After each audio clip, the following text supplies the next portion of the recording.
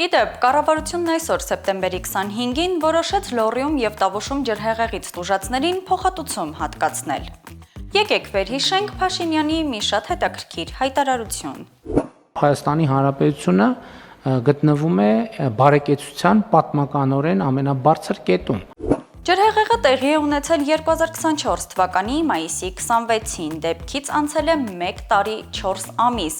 սակայն բարեկեցության պատմականորեն ամենաբարձր կետում գտնվող Հայաստանի քաղաքացիների մի մասը